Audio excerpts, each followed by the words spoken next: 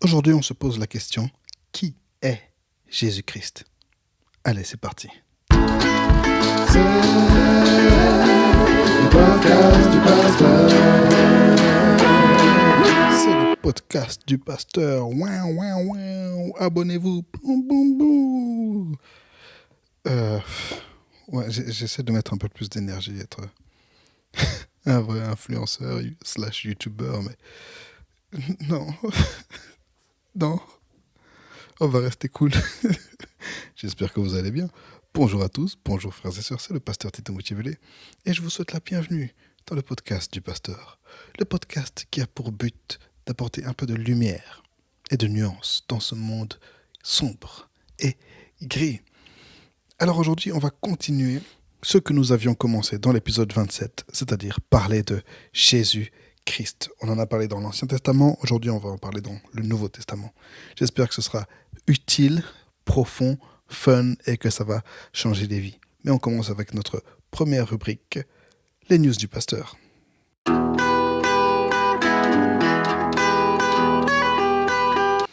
Comme news, j'aimerais parler d'abord d'un événement que j'organise à la fin de ce mois qui s'appelle Free Your Mind. Ce sera quelques soirées, du lundi soir à 21h. À partir du lundi, je ne connais pas les dates, dernier lundi de janvier jusqu'à mi-février, tous les lundis soirs à 21h. Des soirées où des spécialistes de la santé mentale, des psychologues, des thérapeutes, des pasteurs vont parler de plusieurs sujets. Normalement, on va parler du suicide, on va parler du deuil, et on va parler des abus sexuels. Pourquoi ? Parce que j'ai remarqué que beaucoup de jeunes ont passé une année difficile en 2020 et ne se sentent pas bien. Alors je pense que pour bien commencer l'année, on va passer ces petites sessions et l'objectif c'est notamment établir un pont entre le monde de la thérapie et, et le monde de l'église. Et aussi, allez, c'est comme un jump start, comme on dit en anglais. Vous voyez quand la voiture ne démarre pas et puis on branche les câbles et on... Ok, voilà, juste donner ce petit coup de pouce de départ aux gens, peut-être leur montrer que les aider à réaliser qu'ils ont un problème et à partir de là, chercher une aide plus approfondie. L'objectif, c'est vraiment commencer l'année dans toute liberté, toute la liberté. Alors voilà, je suis très passionné par ce sujet dans cette saison parce que je sais que ça a été une année difficile pour tout le monde et j'aimerais pouvoir apporter ma pierre dans le processus de guérison du peuple de Dieu. Donc voilà, c'est dur d'organiser des événements avec ces histoires de présentiel, de Covid, de online. J'en ai marre de Zoom. Donc maintenant, j'essaie de trouver des parades, soit de rendre Zoom chouette, soit de trouver autre chose. Mais ça saoule, j'en ai marre. Mais bon, on fait ce qu'on peut pour la gloire de Dieu. Je crois que c'était tout. Hein. C'était les Zooms du pasteur. Les Zooms du pasteur, vous voyez, c'est pour ça que je déteste Zoom. Maintenant, ça rentre dans mes phrases. Tous ces Zooms. Donc Zoom, maintenant, c'est commencement et la fin. Et puis il y a WhatsApp maintenant qui nous fait des histoires. On dit, oh, il faut aller chez Telegram, oh, il faut aller chez Signal, il faut aller ici, il faut aller là-bas. D'ailleurs, ça, c'est aussi une news. C'est que je suis en train de penser à quitter WhatsApp. Pas à cause des histoires de sécurité, parce qu'allez, on est chez Facebook, on est chez Instagram, on est sur Twitter, on est partout. On donne nos informations à tout le monde, Google, YouTube. Et puis, WhatsApp va prendre vos informations. Non, je ne veux pas donner mes informations. Bon, voilà. Mais c'est vrai qu'un truc, c'est que l'application WhatsApp a un gros contrôle sur notre téléphone. Et effectivement, je pense que le plan de Facebook a toujours été d'utiliser WhatsApp pour avoir ce contrôle sur notre téléphone. Mais voilà, moi je vais quitter WhatsApp parce que je suis trop à l'aise dessus. C'est trop mon royaume. Je mets mes stories sur WhatsApp. J'ai plein de contacts. Quand je mets une story sur WhatsApp, j'ai presque 200 vues. C'est beaucoup hein, en termes de story WhatsApp. Et c'est cool parce que c'est juste un petit cercle. Allez, on va dire dans mon cas, un gros cercle de connaissances et d'amis. Et ça, c'est tout ce qu'il me faut. Mais je crois que pour le royaume de Dieu, je dois sortir de cette zone de confort et aller plus loin. Je suis en train de penser à rejoindre Telegram parce qu'il y a un aspect public qui me permettrait d'évangéliser, je pense. Et je veux aussi commencer des trucs sur Discord. Dans les commentaires, si vous y connaissez un peu, dites-moi quoi. Et si vous trouvez que je dis n'importe quoi, dites-le moi aussi. Mais soyez un peu gentil, sinon je vais vous bloquer. Je vais vous bloquer. Est-ce que je vais vraiment vous bloquer ? Je sais pas. Parce que, en fait, le truc, c'est que les commentaires méchants, c'est chouette parce qu'après, les gens réagissent. Et puis, ça fait monter les vues. Ça fait monter les vues. Et quand il y a des vues, je peux mettre de l'essence dans ma voiture. Ce podcast commence bizarrement. C'était les news du pasteur. Mhm. Alors on attaque notre deuxième rubrique. C'est une rubrique qui faisait partie des news du pasteur, mais j'ai décidé que cette rubrique pouvait prendre son envol. Et c'est une rubrique que j'ai appelée Spotlight. C'est le pasteur qui essaie de donner un peu de lumière sur d'autres artistes, influenceurs, créateurs, pasteurs, églises, je ne sais quoi d'autres, chrétiens. Aujourd'hui, j'aimerais parler de deux chaînes qui ont été ouvertes par deux jeunes filles de mon église, respectivement. La première s'appelle Bible Keith. C'est une chaîne pour les enfants. C'est une jeune fille qui raconte des histoires bibliques pour les enfants. C'est très chouette. Donc c'est Bible Keith, Bible, K-I-T-H, c'est en français et en néerlandais. Voilà, ça c'est Esther qui a ouvert ça en 2020. Et allez-y, laissez vos enfants regarder, qu'ils regardent des bonnes histoires de la Bible. Et la deuxième chaîne s'appelle Ciel ouvert. Ça a été ouvert par Joyce en 2021. C'est des anciens Invincibles, pour ceux qui connaissent les Invincibles de la première génération. Première génération. Ouais, première génération. Et Ciel ouvert, ce qui est intéressant dans cette chaîne, c'est que c'est une variété de contenus, mais avec un objectif commun, c'est ouvrir le ciel sur votre vie. Donc il y a de la musique, il y a des moments de prière, il y a des trucs et astuces pour mener une bonne vie chrétienne. C'est une toute nouvelle chaîne, donc il n'y a pas encore grand-chose, mais elle est déjà très prometteuse. Allez vous abonner. J'aimerais bien avoir l'URL de la pièce, de la chaîne, parce que Ciel ouvert, il y a plusieurs chaînes qui s'appellent comme ça. Bah, allez chercher un peu, et puis vous allez voir une petite jeune fille qui fait des vidéos, c'est elle. Et puis le générique de ces vidéos, c'est ma chanson, donc comment ne pas faire la pub. C'est la chanson là. Est-ce que tu sens cette atmosphère céleste? L'esprit descend quand nos prières s'élèvent. Ah ouais, je sais pas si je vous ai déjà dit que j'arrive plus à faire de musique. C'est trop bizarre. Depuis 2020, j'arrive plus à faire de musique. J'ai un blocage artistique, c'est terrible. Alors je fais des podcasts. Allez, deuxième rubrique, Spotlight, terminé. Et on attaque la troisième rubrique, ce pour lequel vous êtes venus, je crois, j'espère, j'imagine. Enfin, voilà, c'est... comment ça s'appelle?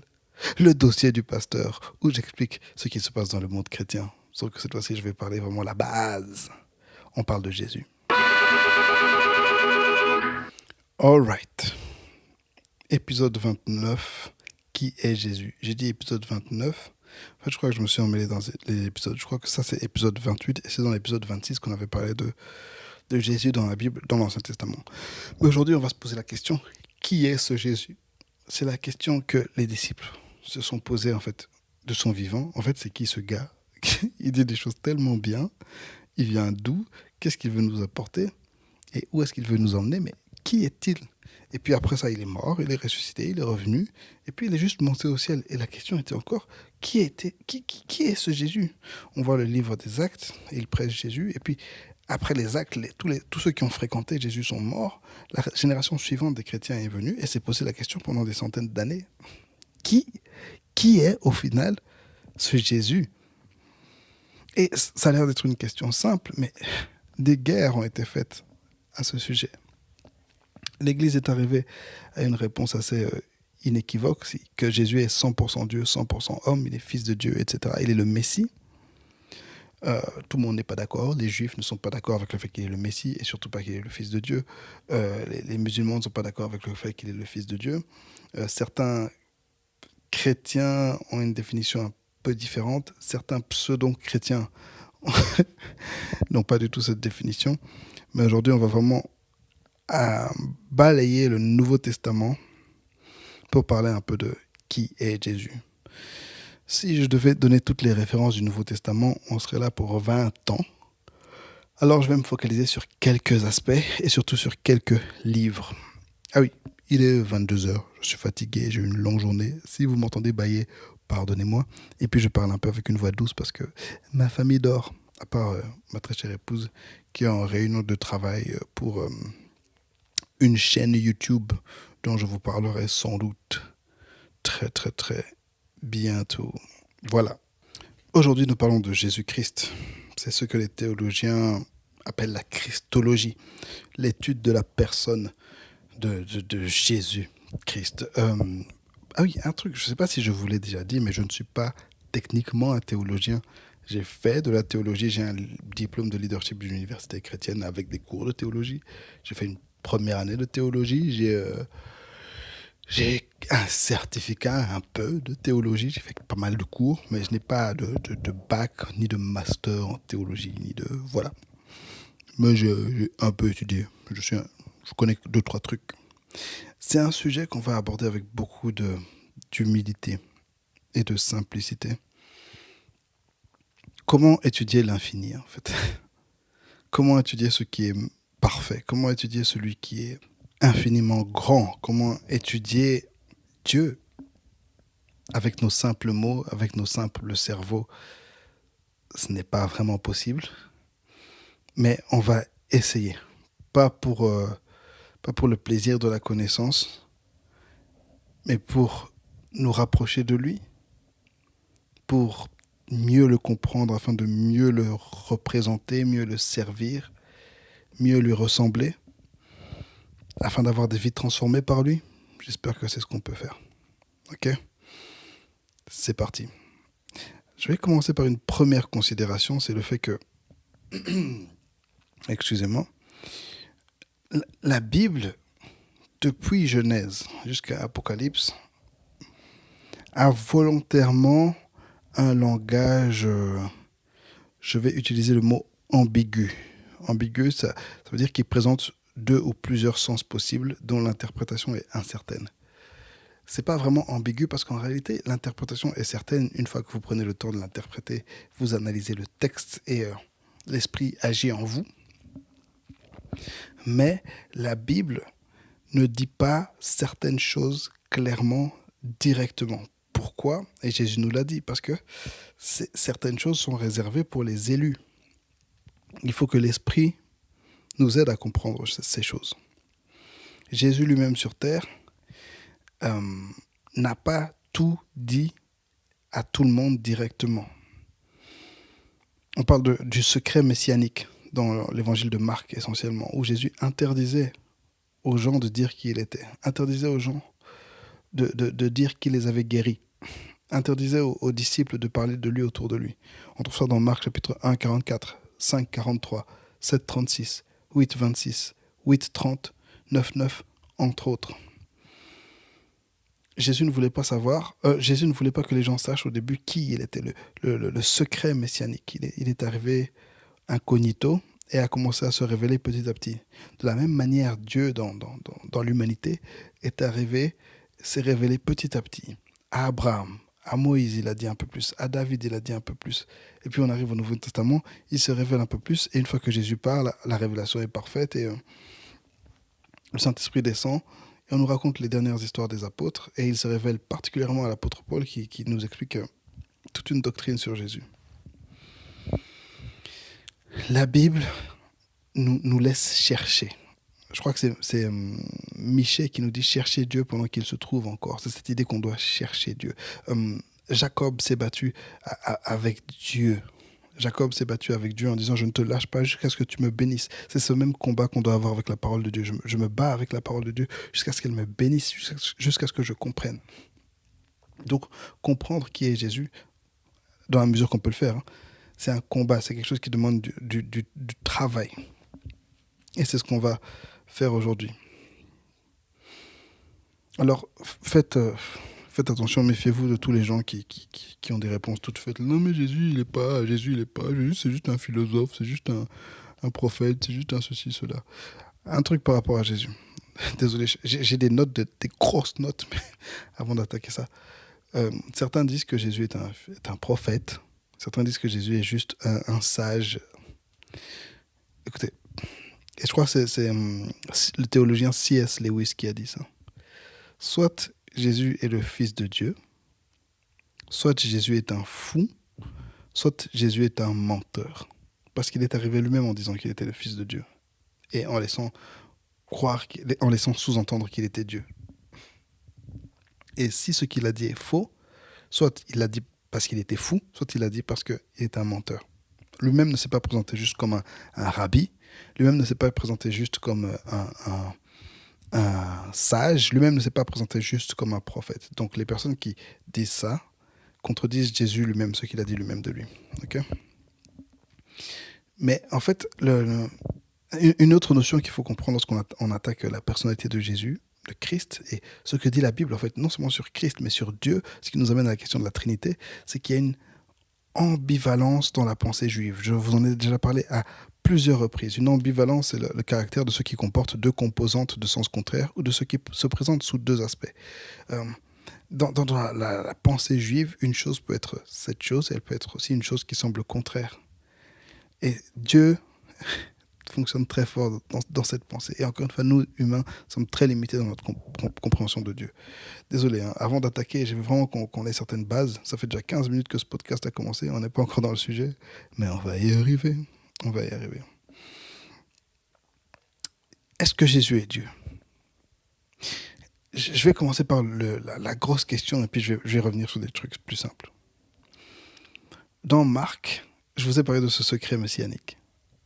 Dans Marc, Jésus dit aux gens, ne dites pas qui je suis. Il essaie de se cacher, que les gens ne sachent pas qui il est.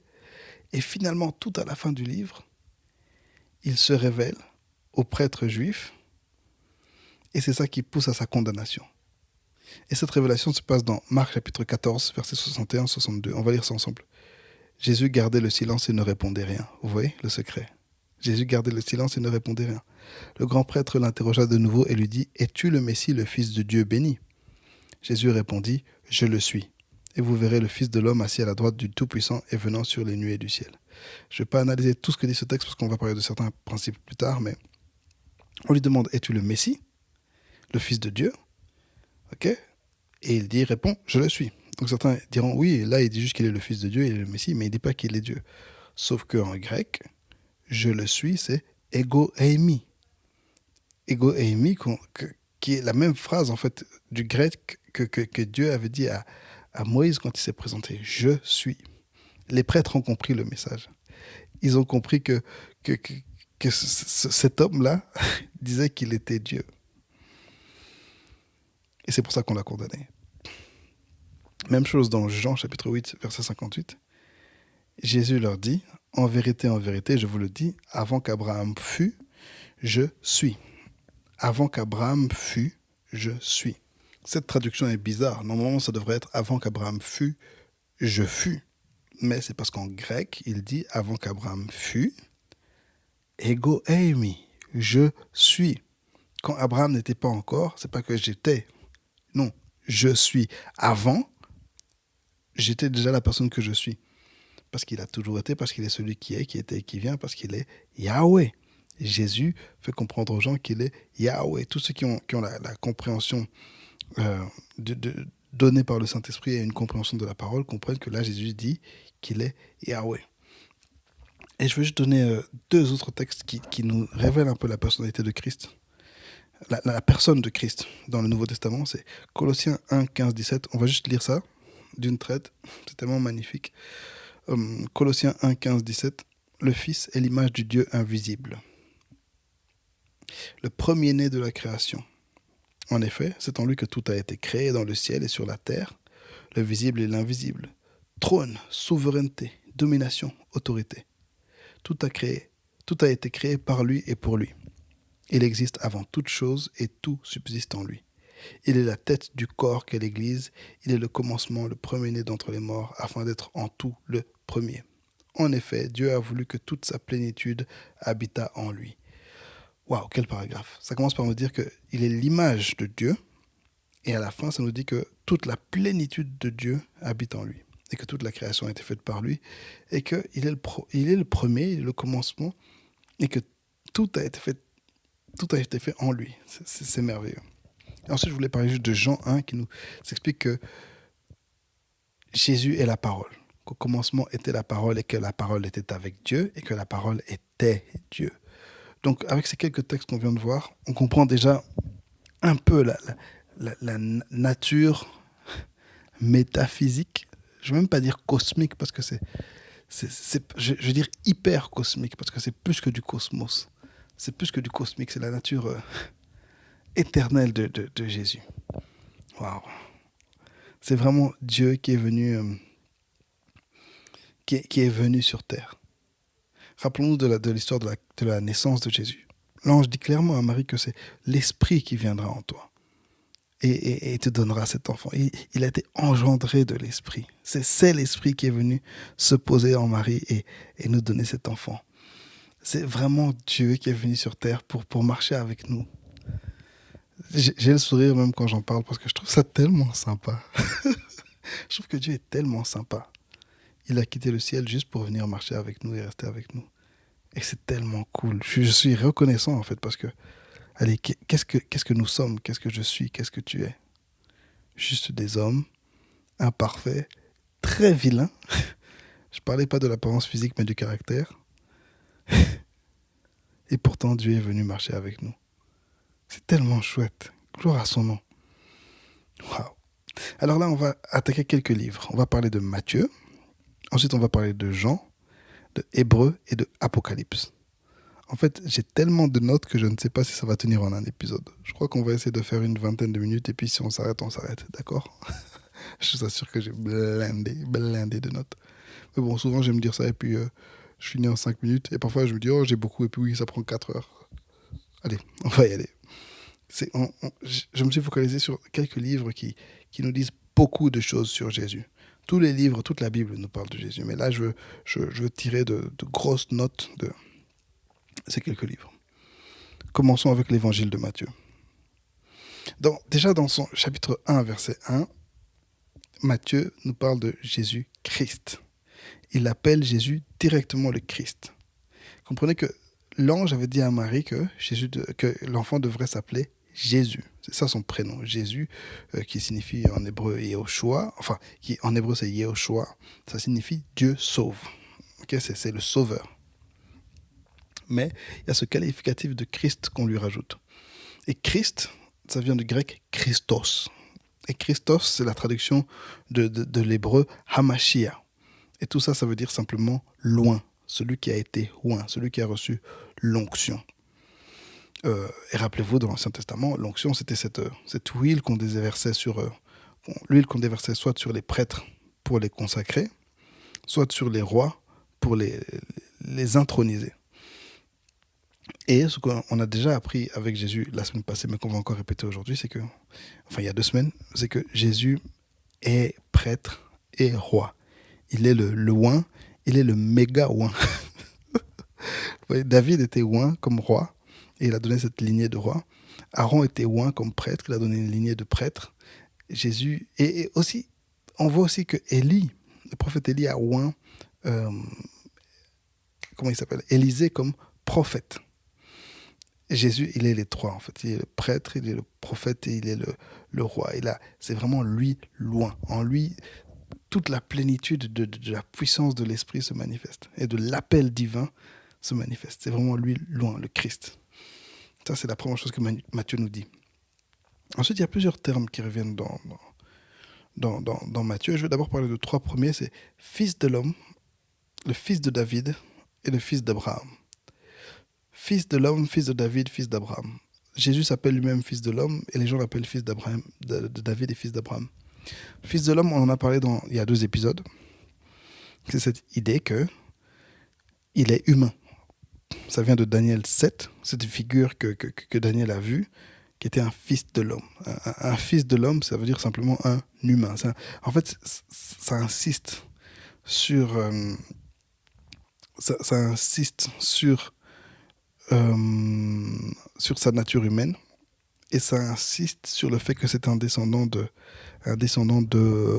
Adam, ce qui fait référence au péché originel causé par Adam, amené dans le monde et qui nous amène à croire que cet homme, ce Jésus, est vraiment un homme. Dieu n'a pas triché en fait, il n'a pas emmené un homme qui ne pouvait pas pécher, il n'a pas emmené un homme qui ne connaissait pas la tentation, etc. Ça nous montre en fait que Jésus a connu tout ça. Et ça nous montre qu'il a une relation avec le péché. Et d'ailleurs, à la croix, la Bible nous dit qu'il est devenu péché. À un moment donné sur la croix, bien que toute sa vie, il n'a pas péché, à la croix, soudainement, tout le péché des humains s'est porté sur lui. Et là, le Père a détourné le regard de lui parce qu'il est devenu péché parce qu'il a porté tous nos péchés, passés, présents et à venir. Donc c'est le fils de l'homme, c'est vraiment un humain. Mais c'est aussi le fils de David et le fils d'Abraham. Là, c'est en fait en rapport avec les alliances et avec les promesses. Le fils de David, on a parlé la dernière fois de cette promesse que Dieu a fait à David, qu'il allait lui donner un fils et que sa descendance serait toujours sur le trône. Le fils d'Abraham, c'est l'accomplissement de la promesse que Dieu a fait à Abraham. D'abord qu'il va bénir tous ses descendants, mais que toutes les familles de la terre seraient bénies en Abraham. Et comment est-ce que toutes les familles de la terre ont été bénies par Abraham? C'est grâce au merveilleux houmous que le peuple juif prépare et qui fait du bien. Non, pas du tout. C'est grâce à Jésus, le fils d'Abraham, qui a apporté le salut pour toute l'humanité. Ensuite, Matthieu parle aussi de lui comme fils de Dieu. On l'appelle fils de Dieu, il parle lui-même de lui comme fils de Dieu. Et il faut comprendre que, en tant que fils de Dieu, il est Dieu. Mais tout ça ne nous amène pas à un polythéisme dans lequel il y aurait plusieurs dieux. Un Dieu Père, un Dieu Fils, comme je pense que c'est les Mormons ou les témoins de Jéhovah qui disent qu'il y a le Dieu Père, et puis il y avait le Dieu Grand-Père, le Dieu Arrière-Grand-Père, tout ça. Non. Tout l'Ancien Testament a insisté sur le fait qu'il n'y a qu'un Dieu. Vous voyez? C'est ça qui est très important en fait. C'est que tout ça continue dans la lignée de tout ce qui a été fait depuis Genèse. Il y a un Dieu, il y a un Dieu, il y a un Dieu, il y a un Dieu. Mais Dieu se manifeste de différentes manières. Et c'est des principes, des idées assez compliquées à comprendre pour nous humains, mais qu'on doit juste accepter par la foi en fait. Mais vraiment, si on est fidèle au texte biblique, le texte biblique insiste, il y a un Dieu. Mais dès Genèse, en fait, dès le premier chapitre de Genèse, on parle de Dieu au pluriel, comme Elohim. Bon, le mot Elohim, peut-être qu'on fera une analyse un peu plus profonde là-dessus une prochaine fois, mais ce n'est pas le thème du jour. Et donc, en tant que fils de Dieu, et en tant que Dieu, qu'est-ce qui nous montre que Jésus est fils de Dieu et Dieu, en fait? Tout d'abord, il fait des miracles. Il a une puissance surnaturelle. Il fait des choses que personne n'a fait avant. Jésus chasse les démons. Personne n'avait chassé les démons avant lui, en fait. Trouvez-moi dans la Bible, dans l'Ancien Testament, qui avait le pouvoir de chasser les démons? Dites-moi. Et surtout, leur parler comme à des petits joueurs et leur dire « partez ». Qui avait ce pouvoir? Il n'y a que Dieu qui a le pouvoir de commander aux démons.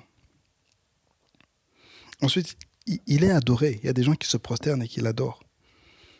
Qui se fait adorer dans la Bible? Enfin, qui de correct? Même les anges, dans Daniel, dans Apocalypse, les anges, quand un homme veut les adorer, ils disent « Non, ne m'adore pas. Tu n'as pas le droit de m'adorer. » Mais Jésus se laisse adorer. Quand il arrive il fait son entrée sur l'âne à Jérusalem, les gens l'adorent, Hosanna, Hosanna à celui qui vient au nom du Seigneur. Et il les laisse l'adorer, parce qu'il sait lui-même, je suis Dieu après tout. Il pardonne les péchés. À un moment, les pharisiens sont là, mais qui es-tu qui es-tu en fait pour faire tout ce que tu fais? Il pardonne les péchés d'un homme, et puis il dit, pour vous montrer que je suis vraiment Dieu, ensuite il dit à l'homme, lève-toi et marche. Mais lui seul a le pouvoir de pardonner les péchés. Dieu seul a le pouvoir de pardonner les péchés. Et Jésus nous montre clairement qu'il est Dieu. Ça, c'est quelques trucs qu'on a pu voir dans Matthieu. Dans Jean, maintenant. Jean a structuré son livre de manière très intéressante. Il y a plusieurs choses, plusieurs points de référence qui structurent l'évangile de Jean. Mais une des manières dont Jean est structuré, c'est par ce qu'on appelle les 7 « je suis ». Dans Jean, Jésus se présente de 7 manières et se donne lui-même des attributs. C'est cette image qui essaie de nous amener à comprendre qui il est. Les 7 « je suis ». Allez, on va y aller tous. On va y aller un à un. Dans Jean, chapitre 6, verset 35, il dit « Je suis le pain. » Il dit « C'est moi qui suis le pain de vie. Celui qui vient à moi n'aura jamais faim et celui qui croit en moi n'aura jamais soif. » Donc Jésus se présente comme le pain. Comprenez que le pain, dans beaucoup de cultures, le pain, c'est la vie, c'est la nourriture de base. Si tu as le pain, si tu as du pain, tu vas manger. Si tu n'as pas de pain, tu vas mourir. Dans le désert, les Juifs étaient en train de mourir et Dieu leur a donné quoi? Du pain. Et c'était une image en fait qui nous montrait ce qui allait arriver, c'est que nous sommes ce peuple dans le désert. Nous sommes sur le point de mourir. Et qu'est-ce que Dieu nous a donné? Un pain qui nous donne la vie. Dans Jean chapitre 8, verset 12, Jésus se présente comme « Je suis la lumière du monde ». Ça, c'est une image tellement belle et que tout le monde peut comprendre. La lumière qui éclaire les ténèbres. Mon podcast est le podcast qui apporte un peu de lumière et de nuance dans ce monde gris et sombre. On est dans un monde maudit à cause du péché d'Adam. Et on a besoin que la lumière de Jésus vienne éclairer nos cœurs, éclairer nos vies, éclairer nos yeux pour pouvoir voir les autres avec la lumière, éclairer nos existences afin d'éclairer les autres. On a besoin de la lumière de Jésus. Et il est cette lumière qui est venue éclairer le monde. Jésus n'est pas un de ces dieux de l'ancien monde qui est venu faire souffrir les gens. Il n'est pas un Dieu qui est venu condamner. Il n'est pas un Dieu qui est venu chercher juste qu'on lui fasse brûler ceci, qu'on lui offre ceci. Il n'est pas un Dieu qui est venu comme les Zeus, venir chercher des femmes, des choses ridicules comme ça. Non, non, non, non. Jésus est venu éclairer. Jean chapitre 10, verset 9. C'est moi qui suis la porte. Il est la porte. Si quelqu'un entre par moi, il sera sauvé. Il entrera et sortira et il trouvera de quoi se nourrir. Il est la porte. L'idée que Jésus nous fait passer d'un point à un autre. En fait, quand tu entres en contact avec Jésus, ta vie n'est plus jamais la même. Tu passes du point A à un point B, tu passes des ténèbres à son admirable lumière. Il change ta vie. Et c'est ce qu'on voit dans les évangiles. Chaque fois que quelqu'un rencontre Jésus, sa vie n'est plus jamais la même. Jean chapitre 10, verset 11. Je suis le bon berger. Il est le bon berger. Il donne sa vie pour ses brebis. Il prend soin de nous. Il n'est pas venu pour nous abandonner. Il n'est pas venu pour nous faire souffrir, pour devenir un maître sévère, pour nous fouetter. Il est venu pour prendre soin de nous comme un berger. Le psaume 23 nous parle du berger, de toutes les bonnes choses que le berger fait. Il restaure mon âme. Et quand je marche dans la vallée de l'ombre de la mort, je ne crains aucun mal parce que le bon berger est avec moi. Il est là pour nous conduire, pour nous soigner, pour nous trouver une terre agréable où nous allons nous installer. Il est notre bon berger. Jean 11, 25, je suis la résurrection et la vie. Jésus est venu apporter la vie. Il est venu pour nous amener de la mort à la vie. Il n'est pas venu amener la condamnation, il n'est pas venu amener la souffrance, il est venu apporter la vie. Je ne sais pas si dans ton cœur tu sens qu'il y a un manque de vie, dans ta famille il y a un manque de vie, il y a un problème de mort, de maladie, il y a un problème de divorce, il y a un problème de souffrance. Jésus est venu nous apporter la vie, il est venu t'apporter la vie. Et dans Jean 14, 6, il reprend « Je suis le chemin, la vérité et la vie ». Il est le chemin. Marcher en Jésus nous amène vers la vie. Il est la vérité. Et c'est une vérité qui nous guide, encore une fois, sur ce chemin et qui nous amène à la vie. Jésus n'est pas venu pour nous apporter la mort. Il n'est pas un Dieu qui est venu pour nous emmener à faire des guerres et montrer qu'on est les plus forts, qu'on est les plus grands.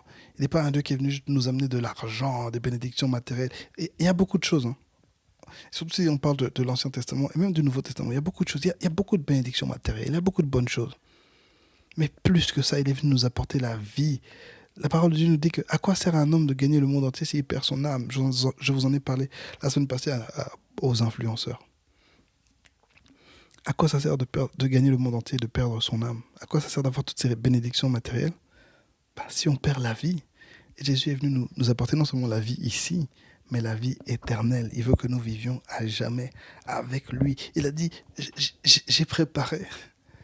Je m'en vais en fait parce que je dois préparer des places pour vous dans la maison de mon Père.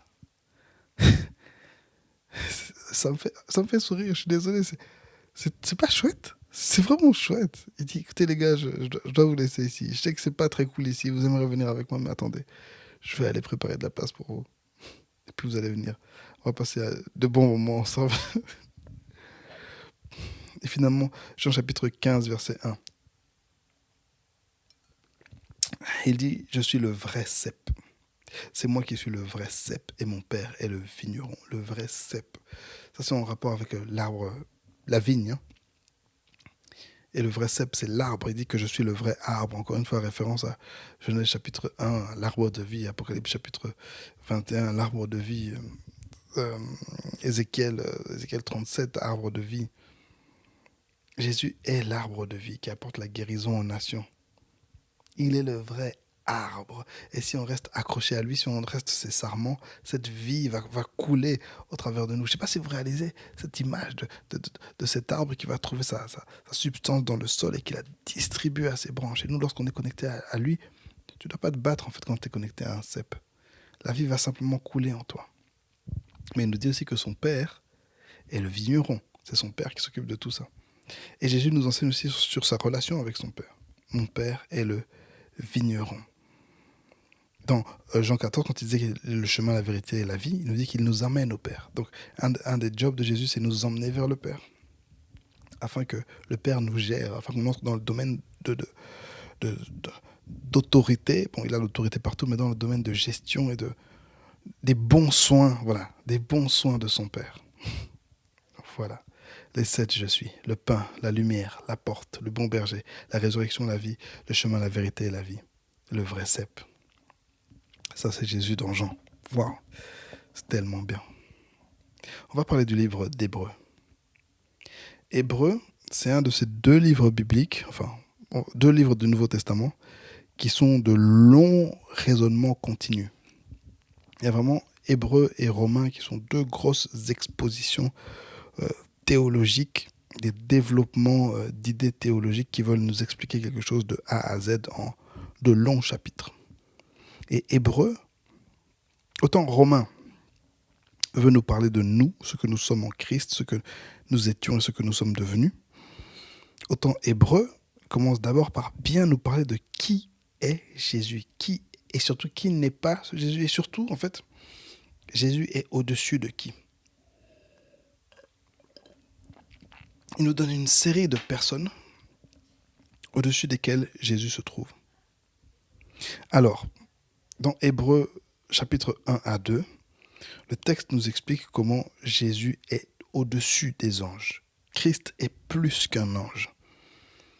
Parce que, notamment, le Père l'appelle mon fils.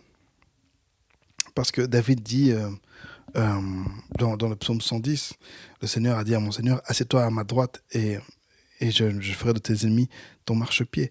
À aucun ange, Dieu a dit, assieds-toi à ma droite.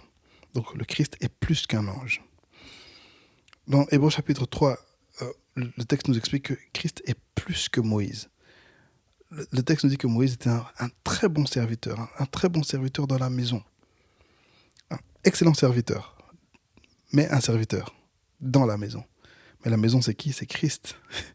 Christ est la maison.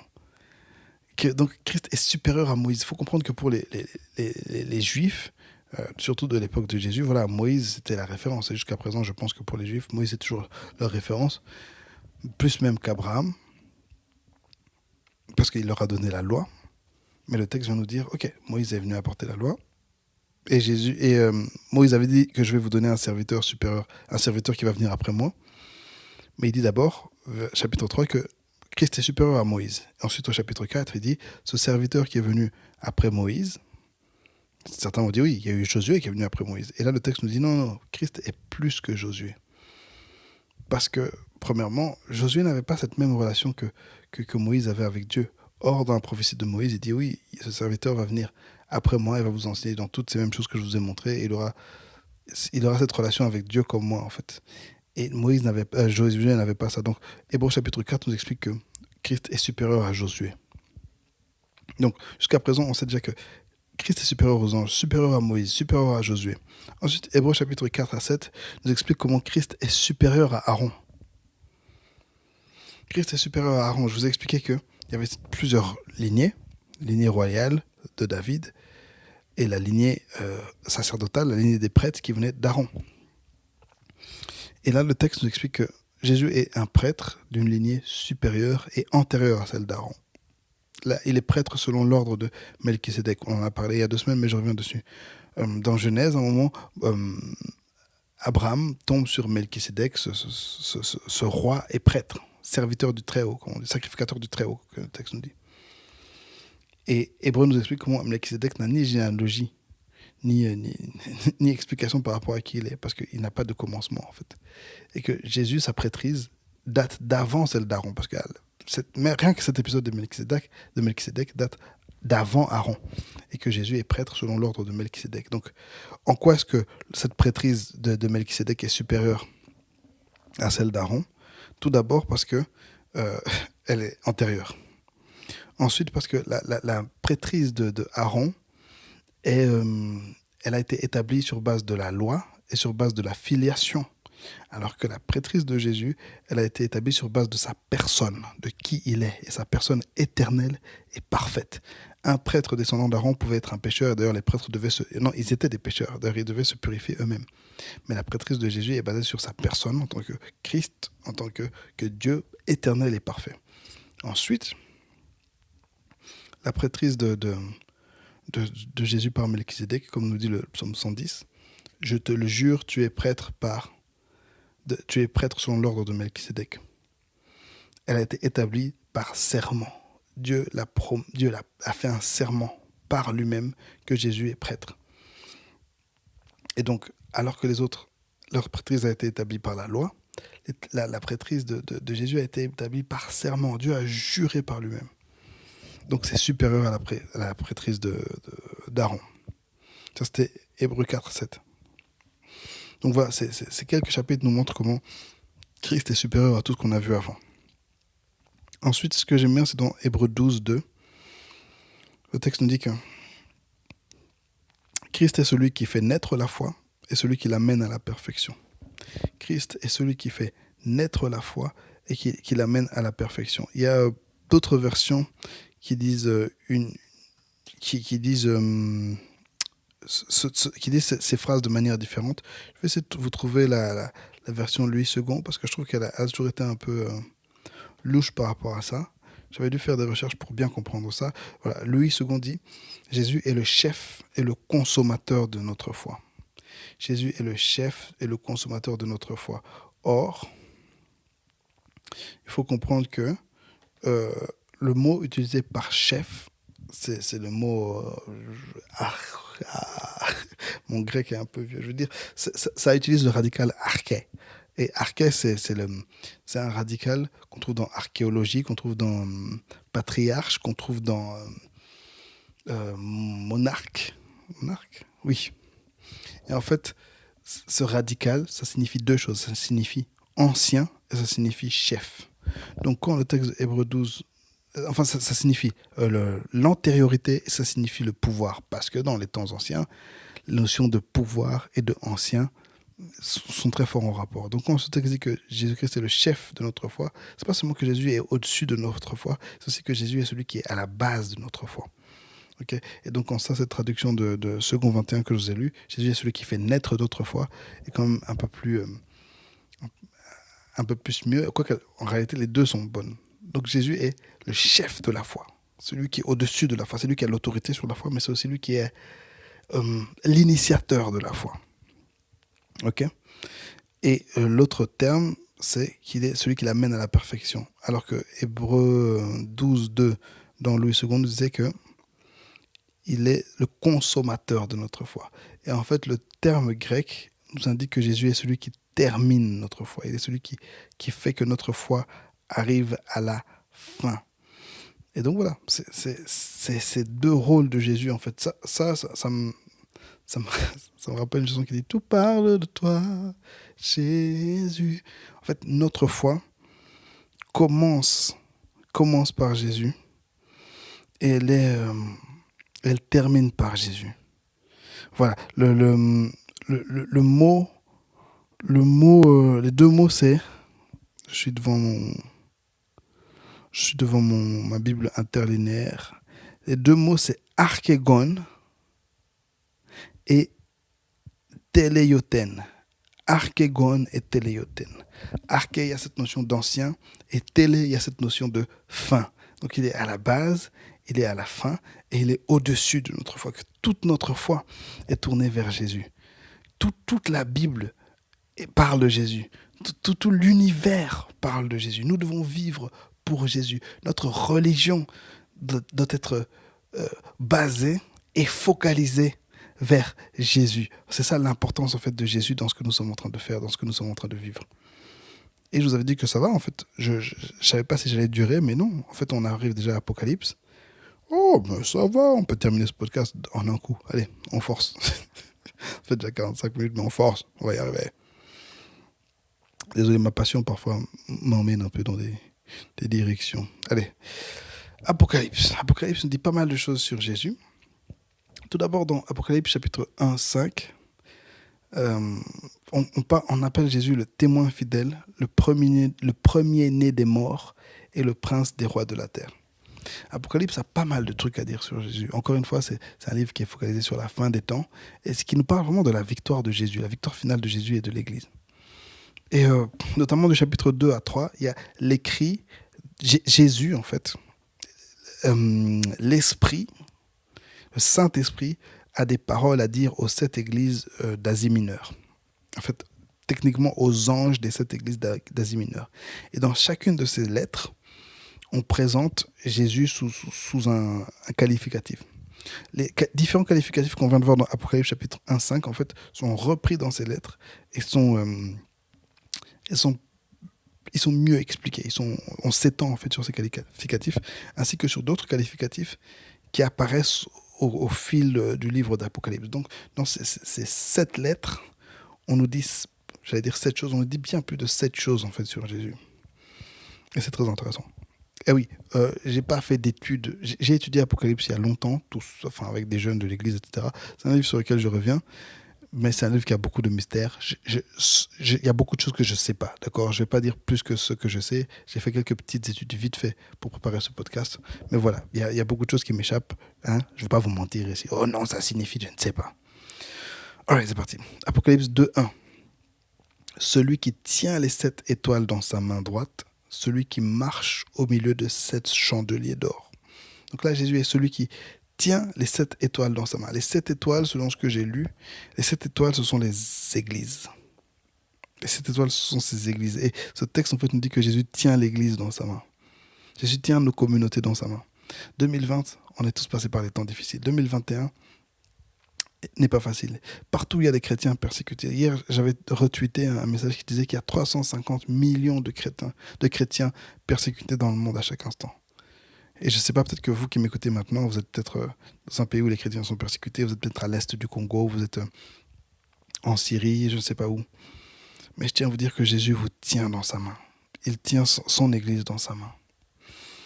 Dans sa main droite, en plus, sa main qui est puissante, c'est sa main qu'il utilise pour le combat. Il est celui qui marche au milieu des 7 chandeliers d'or. Les 7 chandeliers, ça représente notamment l'esprit, la présence de l'esprit dans l'église et la lumière de l'esprit dans l'église. Et que Jésus marche au milieu de cela. J'aimerais pouvoir vous en dire plus, mais ça m'échappe un peu. Apocalypse 2, 8. Il est le premier et le dernier, celui qui est mort et qui est revenu à la vie. Encore une fois, cette idée que Jésus est le premier et le dernier. Dans l'univers, il est le premier et le dernier. Dans notre foi, il est le premier et le dernier. Dans l'Église, il est le premier et le dernier. Et il était mort, il est revenu à la vie. Il a été le premier créé, il est aussi le premier mort, mais ressuscité. Et vraiment, c'est cette idée notamment que nous voulons marcher derrière lui. Il est un exemple pour nous, en fait. Il est la perfection à laquelle nous voulons arriver. Nous voulons être comme Jésus. J'encourage chaque personne qui me suit aujourd'hui. Pose-toi chaque jour la question, comment est-ce que je peux être plus comme Jésus? Avant d'écrire quoi que ce soit sur la toile, avant de parler à qui que ce soit, pose-toi toujours la question, est-ce que je vais parler comme Jésus? Et quand tu as posé une action, un acte quelconque, pose-toi la question, est-ce que Jésus ferait ça à ma place? À un moment, c'était un mouvement très fort chez les Américains. Ils avaient même des bracelets, des t-shirts. What would Jesus do?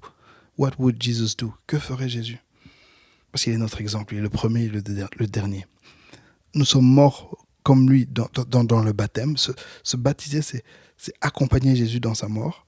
Sortir du baptême, c'est revivre comme lui. Mais nous espérons aussi vivre réellement comme lui. Un jour, aller vivre avec lui en nouveauté de vie, avec des nouveaux corps à jamais. Apocalypse 12, 12. Non. Apocalypse 2, 12. Celui qui a l'épée aiguë à 2 tranchants. l'épée aiguë à deux tranchants. Hébreu nous présente la parole comme une épée à deux tranchants qui peut diviser le corps de l'homme, sa moelle et sa chair, qui peut diviser les pensées de l'homme. Toute la Bible nous présente la parole comme quelque chose de tranchant. Éphésiens 7 nous parle de l'épée de l'esprit qui est la parole de Dieu. Et cette parole de Dieu, c'est Jésus qui l'a en main. Et Jésus peut utiliser la parole de Dieu pour faire des choses extraordinaires, des choses impensables. Apocalypse 2, 18. Il est le Fils de Dieu, celui qui a les yeux comme une flamme de feu et dont les pieds sont semblables à de l'airain ardent. Ce que moi je remarque dans ce texte-là, en fait, c'est que dans Daniel et dans Apocalypse, il y a plusieurs êtres surnaturels qui apparaissent aux deux visionnaires, Daniel et Jean. Et que plusieurs fois, on voit cette idée de personne qui a des flammes de feu et des pieds semblables à de l'airain ardent. Cette phrase ici, ça nous dit que certains personnages qu'on a vus avant, en fait, c'est Jésus. C'est le Fils de Dieu. C'est pas juste un ange, c'est le Fils de Dieu. Mais aussi, voilà, les flammes de feu dans les yeux. On nous montre que c'est parce qu'il voit. J'ai lu quelque part que c'est parce qu'il voit dans les cœurs. Il voit au-delà de l'apparence, il voit en profondeur.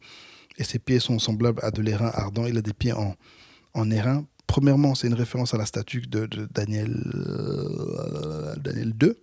C'est une référence à cette statue qui avait le sommet en or, mais les pieds en terre, et qui n'était pas solide, alors que Jésus a les pieds en airain ardent.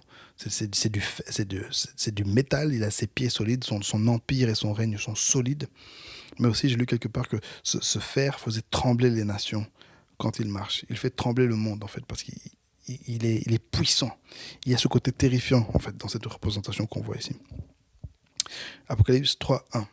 Celui qui a les 7 esprits de Dieu et les 7 étoiles. Encore une référence à ce qu'on a lu plus tôt. Et je vous avoue que j'ai déjà pris du temps pour étudier un peu ces références. J'ai jamais été très convaincu. Un jour, j'espère pouvoir en apprendre un peu plus là-dessus. Apocalypse 3, 7. Le saint, le véritable, celui qui a la clé de David, celui qui ouvre et personne ne fermera, celui qui ferme et personne n'ouvrira. C'est une référence notamment à ce qui va se passer au chapitre 4 et au livre de vie, au fait que Jésus a le contrôle de l'histoire, le livre de vie, le déroulement de l'histoire de l'humanité. C'est lui qui décide ce qui se passe. Le Père décide ce qui se passe, mais Jésus a le contrôle a le pouvoir de faire passer d'une étape à l'autre. Il a ce pouvoir d'action dans le monde, en fait, que lui seul a. En fait, ça a l'air d'être un peu vague, mais je vais essayer de parler de manière claire. Quand Jésus décide quelque chose pour toi, personne ne peut dire le contraire. Quand Jésus prend une décision pour l'humanité, pour le monde, personne ne peut dire le contraire. À aucun moment, le diable n'est au contrôle. À aucun moment, les hommes ne sont au contrôle. À aucun moment, les puissants de ce monde ne peuvent prendre les décisions finales. Le seul qui peut prendre les décisions finales, c'est Jésus avec son Père, parce qu'il a la clé de David. Je ne sais pas vraiment à quoi cette référence de clé de David fait, à quoi cette notion fait référence, la clé de David, mais voilà l'explication qu'il nous donne après. L'explication de ce qui nous est donné après. Il est 23h presque, je suis fatigué, on a presque fini. Apocalypse chapitre 3, verset 14. L'Amen, c'est la dernière référence, il est l'Amen, le témoin fidèle et véritable, le commencement de la création de Dieu. Encore une fois, il y a cette notion de Amen. Amen, c'est ce qui vient après. Et le commencement, c'est ce qui vient au début. Donc, il est le début, il est la fin. Il est le commencement et la fin. Il est la confirmation. Il est l'Amen. Il est la confirmation de tout ce qui a été dit avant dans la parole de Dieu. Tout ce qui a été annoncé depuis les prophètes, Jésus est l'Amen. Il vient dire que tout ce qui a été annoncé est vrai. Et voici maintenant la confirmation. Il est le témoin fidèle et véritable. Et il est vraiment venu parler au nom de Dieu. Comprenez que Jésus est venu marcher sur terre pour parler au nom de son Père, pour venir nous réconcilier avec son Père. Il est le témoin véritable. Il n'est pas comme tous ces faux prophètes, il n'est pas comme tous ces faux dieux qui sont venus chercher la richesse, qui sont venus chercher à semer le trouble. Il est venu simplement nous aimer et nous sauver. Il est un témoin véritable et fidèle de qui est Dieu. Et quand tu vois Jésus, tu te dis, waouh, moi ce Dieu, j'ai vraiment envie d'être avec lui parce qu'il est vraiment bien, c'est quelqu'un de bien. Ça, c'était notre liste des 7 attributs de Jésus qu'on voit dans la liste dans les 7 lettres écrites aux églises. Encore Apocalypse chapitre 4, un texte que j'aime beaucoup. Jésus est l'agneau immolé et le lion de la tribu de Juda. Quand on cherche quelqu'un pour ouvrir le livre de vie dans Apocalypse 4, on ne trouve personne. Jean pleure, il est triste parce qu'il veut que le plan de Dieu s'accomplisse. Il veut que le livre contenant la vie, en fait, le plan de vie de Dieu puisse s'ouvrir. Personne ne peut l'ouvrir. Mais là, un ange vient lui dire, regarde, il y a un petit agneau immolé, sacrifié, qui est allé s'asseoir sur le trône. Il dit, le lion de la tribu de Juda a triomphé. Là, en fait, il y a encore une fois, cette ambivalence dans Jésus. Il est venu une première fois avec faiblesse, simplicité, passer du temps avec nous et avec sacrifice. Mais il va revenir avec amour toujours, mais aussi avec jugement et condamnation et avec puissance pour régner. Il est tout ça, il est les deux, il n'est pas l'un ou l'autre, il est les deux. Apocalypse chapitre 22, 16, ça c'est une des dernières choses qu'on nous dit sur Jésus dans toute la Bible. Il est l'étoile brillante du matin. Là maintenant nous sommes en train de marcher dans la nuit. Allumez la télé, allumez la radio, allumez les réseaux. C'est la nuit. La mort, la maladie, les guerres, la pauvreté. On n'arrive même plus à se comprendre les uns les autres. Les gens se suicident, se droguent, se trompent, se quittent, se frappent, s'insultent. On est en plein milieu de la nuit. Depuis des milliers d'années maintenant, l'humanité marche dans la nuit. Le péché a complètement détruit la création. L'apôtre Paul nous dit que je fais le mal que je ne veux pas et je n'arrive pas à faire le bien que j'aimerais faire. Et je pense que c'est un sentiment qu'on a tous déjà eu. J'aimerais pouvoir faire le bien. J'aimerais pouvoir ne pas faire de mal, mais on n'y arrive pas parce que c'est la nuit. Mais Apocalypse 22, 16 nous dit que Jésus est l'étoile brillante du matin. Et le verset 20 nous dit qu'il revient bientôt. Qu'est-ce que ça signifie? Ça signifie que le soleil va bientôt se lever. Le soleil va bientôt se lever pour tous nous éclairer, pour nous apporter la vie, pour nous apporter la réconciliation avec le Père et la réconciliation avec nous-mêmes. Il va bientôt revenir pour changer nos vies. La nuit va bientôt se terminer et la lumière va bientôt jaillir. L'étoile brillante du matin, plus que le soleil. Il va venir nous éclairer. Et c'est ça, Jésus. Encore une fois, si tu écoutes ce podcast et tu ne connais pas Jésus, prends ta Bible et prends du temps à la lire. Je vous ai donné tellement de références. Quelques livres à lire, Jean, Matthieu, Hébreux, Apocalypse, lisez-les, ça va vous faire du bien. Et une fois que tu as lu ça, ou même maintenant, si tu sens que vraiment ce Jésus t'intéresse, ou bien peut-être que tu t'es éloigné de lui à cause d'idées, à cause des souffrances que tu as vécues, à cause de la distraction, de la jeunesse, je ne sais pas, tu t'es éloigné de Jésus, mais tu veux que ce soleil brille sur ta vie, en fait. Dis-lui simplement, Seigneur, Jésus, je reconnais que tu es Dieu, tu es le Fils de Dieu, et tu es bon. Et tu m'aimes et tu me veux du bien. Alors je veux t'accepter dans mon cœur. Je veux marcher avec toi, marcher derrière toi. Je veux que ma foi soit basée sur toi et ma foi termine vers toi. Je veux te ressembler, je veux t'obéir. Je veux que tu sois mon Seigneur et mon Sauveur. Maintenant dans ma vie. Je te confie ma vie, Seigneur. Je te fais confiance, sois mon berger. Oui, Seigneur, sois mon berger, sois mon guide. Sois mon pain, sois ma nourriture quotidienne, Seigneur. Je veux compter sur toi, vivre pour toi, dès maintenant jusqu'à la fin des temps et à la fin de ma vie. Amen.